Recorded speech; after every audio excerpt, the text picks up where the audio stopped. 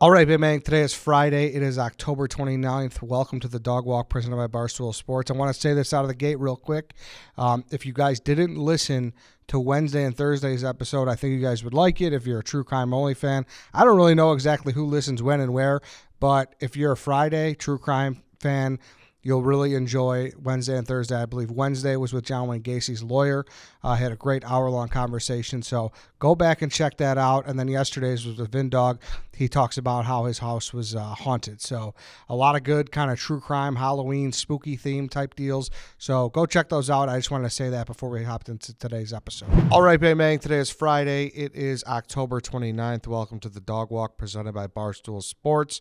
True Crime Friday with True Crime Allie. Before we jump into it, though, I got to talk about Roman. We've been talking about it all week, and today's Friday. It is Halloween weekend. You listen to the draft. You're thinking about those leaves. You're thinking about how you can last longer in bed. Well, don't think about other things to try and make you last longer. Just use the thing that is clinically proven to help you last longer in bed, and that is the Roman swipes, okay? They're effective, they're easy to use, and they're fast acting, and they don't require a prescription. They don't require a prescription. They can ship the swipes to you in discreet, unmarked packaging, and each swipe packet is small enough to hide in your wallet for whenever you need it. It's literally, you just put it next to the condom, do what you got to do, swipe it in, swipe it out, next to the insurance card. I don't care. Just have your swipe on, you're ready to go. They're easy to use. You just take the swipe out of the packet, swipe it on, let it dry. You're good to go. That's it. To get your hands on them, go to GetRoman.com/walk, and you can get your first month of swipes for just $5 when you choose a monthly plan. That's GetRoman.com/walk. Go get your swipes, people. Make sure you're taking care of who you got to take care of tonight and every day. So, Roman swipes, GetRoman.com/walk. Okay, Allie, what's the topic of the day? All right, today we are going over the Big Bird murder, which you have told me you've never heard of before. No. You seemed very surprised when I said that. Yeah, I didn't know that was a thing. Did you watch Sesame Street growing up? Of course. I mean, Okay. I'm not like a diehard at all, but I've watched it more actually now that I have nephews and nieces. So now we're coming back around to it. I Round should have said I have nephews and nieces first, and then I said I watched it. The way it Don't came lie. out reverse was Don't like, lie. you thought I was just watching it. You just watch it now. It's on Netflix. But I always said too, we did like a TV theme song draft. Ooh. They have an extremely underrated opening song. I agree. It's very good. I agree. Yeah. Well, I am not here to crush your dreams or perceptions of Big Bird, but Okay. Big Bird is slightly involved Okay. in this case. That makes me nervous, but let's Don't be nervous. This one will be okay. This one will be all right. For a murder, it's okay. Okay. All right. Judith M. Nyland was a 44-year-old social worker working at a middle school in Woodstock, Massachusetts. This was we're actually 2005 in this case, which, again, we're making our way to the early 2000s in these last couple of cases here. Yeah. Last week was, super recent, but we did a 2006 with Brian Pata. Yeah, a couple weeks ago. Now, December 2005. So December 12th, 2005, Nyland decides that she is going to go for a jog. She goes out for a jog and she never comes home. Now, her husband reports her missing when he realizes, okay, she didn't come home. This is, I'm starting to get worried. He reports her missing. However, little did they know, this is kind of the classic case of like, you never think it's going to be, yours, right? You're like, oh, I can't get a hold of them. Maybe their phone died. Maybe they accidentally dropped their phone somewhere, something like that. Maybe she's twisted her ankle on the side of the road kind of thing. This was not that case, unfortunately. Now, they could not find her. He reported her missing to the police. There was a search that went underway. However, the next day, her body was discovered in a shed. Basically, it's called an outbuilding, which is basically like think about like a shed on the back of a property on Brickyard Road. Now, this took place on the state, like really close to the state border of Massachusetts and Connecticut, which proved to be a little bit tricky for police because they had to be super, super careful with jurisdiction because they were they were about to cross state lines. So it got kind of messy, who's in charge of this, who's got what. Now, her body was found in this shed, which was on Brickyard Road, severely battered and beaten, and her track pants or her track bottoms were pulled down as well. Now, it was, trigger warning, it was a pretty brutal state in which she was found. So she had multiple blunt force injuries to her head and her neck. And she was brutally beaten, but she was also strangled on top of that. So this was just like a way overkill on this one. Now, from the scene of just finding her body, it was clear that so they used dogs. Dogs were actually, the scent dogs found her body, but they had basically gone along her jogging trail in between the dog scenting, and there was actually kind of a trail of blood like leading up to the shed. So they knew she was jogging on the side of the road, but they could tell like there's something happened on the side of the road, but she was not killed there. Mm-hmm. They could tell that she, like I said, she'd been brutally beaten. But they could tell that she did not die on the side of the road. She actually died in this shed, in this outbuilding in the back of this property. Now, Brickyard Road is where Big Bird lives, and AKA Carol Spinney is, the person in the Big Bird costume. Okay. Which actually, I read in this that she actually also played Oscar the Grouch, which I did not know that she's the same person. Oh, wow. Didn't know either. Now, Big Bird lived on Brickyard Road, and this outbuilding was on Big Bird's property. So now they're looking straight at Big Bird. Ironically, this was also, I guess not so ironically, so Big Bird, or Carol, had maintenance workers that upkept her property. And Scott DOJ was one of those workers. He was a 37-year-old from the area. He was in charge of taking care of her property, doing the maintenance around it. Now, December 12th, when Judith Nylon decided that she was going to go for a jog, is also a day that Scott DOJ was driving down Brickyard Road. Now, according to Scott DOJ, his story was that Judith was out running and he accidentally hit her with his car. That story in and of itself at first really did not line up. First of all, if you hit her with your car, how did she end up in the shed? Yeah, how did the body move? Yes. And also, when she was found, she was essentially hogtied. So her wrists were tied behind her back, and then the rope came up across her body, and then her ankles were tied together. So she was hogtied with ropes. Like, okay, if you hit her with her car, how did we get from point A to point B? Yeah. This is severely escalated a lot. Mm-hmm. Now, according to Scott, he accidentally hit her with his car. He panicked, he freaked out, and so he thought he didn't have any other choice but to tie her up, beat her, and strangle her to death, and try and hide the body on the property that he works on, which clearly this was not well thought out. Now, this is where I say not to worry, because Big Bird was not home at the time, and police, Carol had an alibi. Cleared her of all wrongdoing. Cleared her. She was not home at the time. It was unfortunate that she was found on the property, that Judith was found on Carol Spinney's property, but it was very clear that she had nothing to do with it. So we're clear there.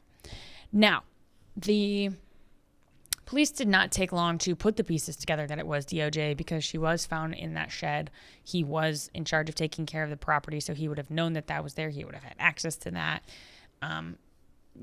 He was arrested for kidnapping initially, actually, because it's kind of similar to, we've talked about this in the Gabby Petito case, where they just need any charge, kind of like to throw spaghetti at the wall and see what sticks. They need one charge to take you in. They can tack on as many as they want after that, but they need at least one to know that they can keep you in custody. Now, which is, like I said, for the Gabby Petito case, they did the whole like credit card fraud thing that they've got on Brian right now. So what did they do for him? Moving the body? Kidnapping. Okay. She was tied up. Okay. And she was in the shed, which Gotcha. she wasn't jogging in the shed. So he was arrested for kidnapping, but he was held on $500,000 bond.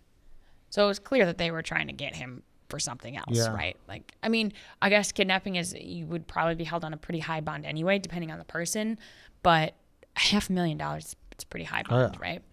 So prosecutors had to, like I said, they had to waiver very carefully because they were on state lines.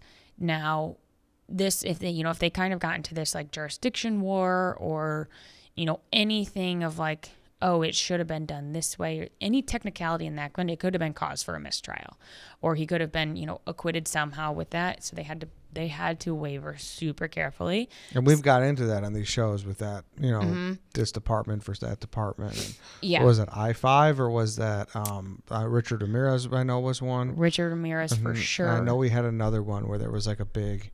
I think it might have been I-5 because it was all along different. Yeah. Which usually, like, once you cross state lines, usually that means for the FBI to come in because you're crossing state lines. So they're saying, hey, we're a federal entity. Let us take over it. So there's like a couple different means. Like there's like criteria to hit for FBI to come in. One of them, if it is across state lines. I know another one is if it's like a child case. I know a lot of the times they'll jump in. Like a missing child or something like that. There's a couple different things here. To my knowledge, FBI didn't get involved in this. They just kind of really crossed their T's and dotted their I's to make sure that everything lined up. Now, DOJ, like I said, this was kind of a more so like obviously not premeditated at all, but it was kind of a seemingly a heat of the moment incident. So DOJ admitted that he had hit her with his car. He panicked. He forced her. So essentially he saw that he had hit her and she was injured. He forced her and dragged her into the back of the car, took her to the shed, and then basically like finished the job there. Oddly enough, this is where I think we could go really down the rabbit hole with this. And I'm just like very curious as to what this even means. Is the medical examiner, when looking at her injuries, when examining her, said that there were no injuries consistent with her being hit by a car. So this could have just been like a straight up kidnapping. Like he may not have even hit her with the car in the first place. If his story is saying, I hit her with the car, she was injured, so I panicked and finished the job, but there's no injuries consistent with her ever being hit by a car. Yeah, the blunt force trauma was majorly towards the head and the neck, and it was inflicted on her, it was clear that it was not a car that did that. Yeah, like there would have been something more on the body and stuff like that too. Right. If she got hit with a car initially. Right. And so that's where they get into this question of like, was it premeditated? Because whether he had seen her jogging there before, or was he driving down the road saying, I want to take this person and kill them? That is where I think the whole like hitting her with a car thing might kind of just be a cover-up situation. Now, due to the fact that Scott DOJ was arrested and he was taken in, he was booked, he was processed, all that kind of stuff, means his DNA was taken. So they take his DNA, they put it into the system because that's their standard procedure. He ends up being a match for the brutal rape that took place 2 years prior, back in 2004. So now they like essentially accidentally solve another case that he was the perp to. Wow. And so essentially what they figured out, so in 2004, DOJ broke into a woman's home. He tied her up and sexually assaulted her for hours. And she was 57 years old. So he was a lot younger than her at the time. And then he basically like burglarized her place and fled. Now, she had not gotten a really good look at him. She could like describe kind of, those basic, he had, light feathery brown hair, blonde hair, whatever, like not specific features to where it would have narrowed it down right to him. And also it was dark, so she couldn't see a ton. And so he was not caught. And this was like still at large. This was still an open case. They had what they thought was no reason to look at him, no reason to believe it was him. This case is actually why I think that the whole like car hitting thing is bull, because clearly we know he's got a history of, assaulting women. Now, he was not caught actually initially in the 2004 incident because at the time he had actually worn gloves as to try and not leave DNA or fingerprints around. And he forced the woman to shower after so that he didn't leave behind any evidence. So this was clearly premeditated. Yeah. Obviously. Now, that did not work out to them because they ended up on every case like that, they do a rape kit, and that's what the DNA matched. So that's extremely hard to refute that. You can't basically, you can't. And so with these two, so now they arrested him for this, and now they're finding out, oh my God, he's actually the one who did this other thing 2-ish years ago. So now we're in 2006 when they're tacking on all these charges. They've got these two things in hand. They've got this rape, they got a murder, they've got the kidnapping. Judith's pants were pulled down around her knees. So that there was some insinuation there that there was also an assault on her in that sense.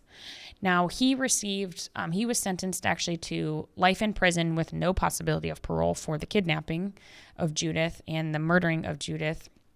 And then they also tacked on an additional 20 years for that 2004 rape case as well. So he got life, no parole, plus 20 years. The interesting part about this was the fact that he had told police this whole story of, I hit her with my car, admitted to tying her up and finishing the job in the shed, that whole 9 yards. He went through that to admit himself into guilt. But he ended up basically when it all came down to it, all these charges were against him. He ended up taking, there's this type of plea deal that you can take where instead of pleading guilty or not guilty, it's kind of this weird in between where you basically don't, I'm not going to say that I'm guilty, but I'm going to agree that there is enough evidence in this case to prove that I am the one who did it.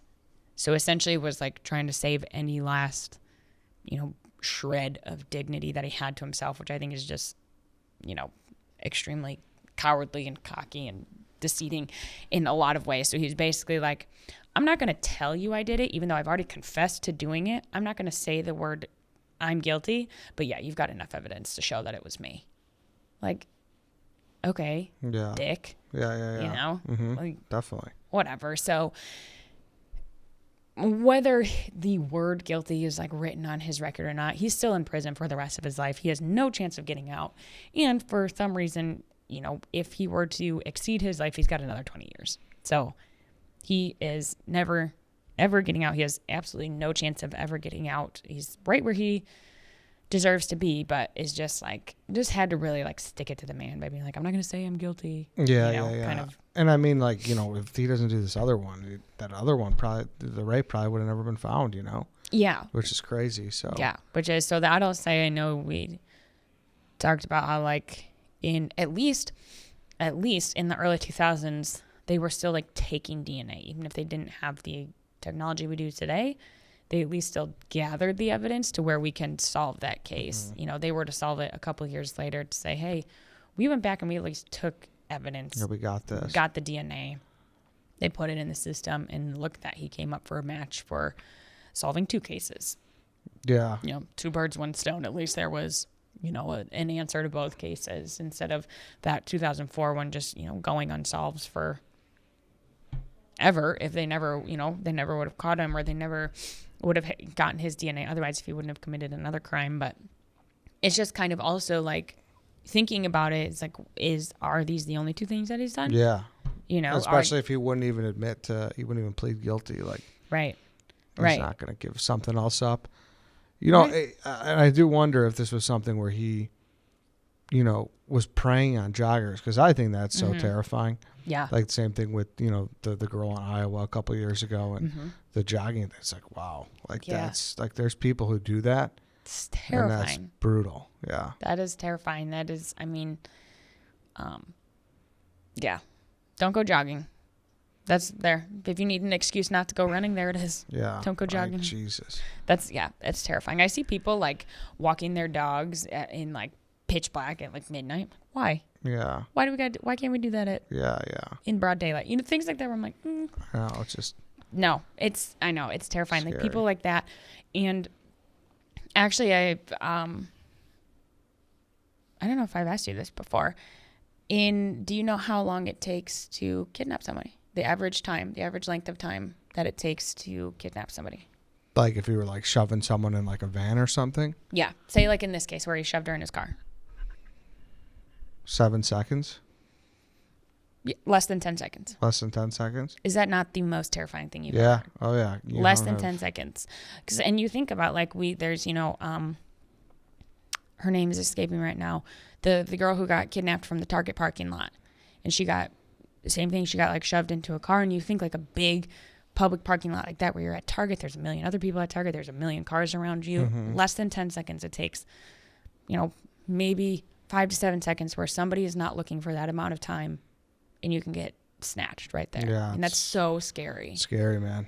People think that like, oh, if I'm in public, like, I'm going to be seen, or if I'm jogging in broad daylight, like it's not always the case. It's scary how much can be unseen even in broad view. Yeah. It's really terrifying. Yeah, it is. So at least in this case, we do have, justice. We've got justice and an additional closed case. Yeah. So. For sure. Also, you said Carol Spinney. I didn't realize that was a guy who plays Big Bird. Oh, I didn't realize that. Yeah. And Oscar the Grouch. I did not know that they were the two. I didn't know a guy named Carol. I did also not know a guy. First time. I apologize if I said she. It's a he. It's all right. He was not home at the time that took place. Yeah. Did not know that they were the same. Big Bird and, I mean, I guess it makes sense, right? They're puppets? Puppets? I don't even know. It says I'm on his Wikipedia. Carol Spinney is an American puppeteer, cartoonist, author, artist, and speaker. Most famous for playing Big Bird and Oscar the Grouch. Big Bird and Oscar the Grouch. From 1969 to 2018. He has died in 2019. So, interesting.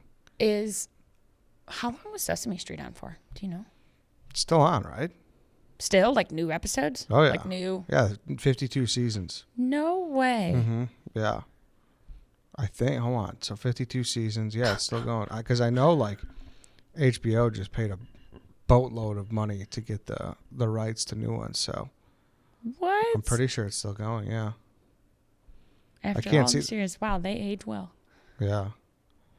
Well, all right, Allie. 52 seasons. Wow, okay. That's a lot of seasons. All right, you've got a lot to catch up on. Especially, if you're trying started your round 2. If you're trying to watch it all. With your nieces and nephews. Unless I don't know, unless I'm seeing something wrong here, but that's what. I believe you. It's still airing on HBO. I know that. All right. Allie, thank you. Thank you, everybody, for listening. That's it for today. That's it for this week. We will see you all on Monday.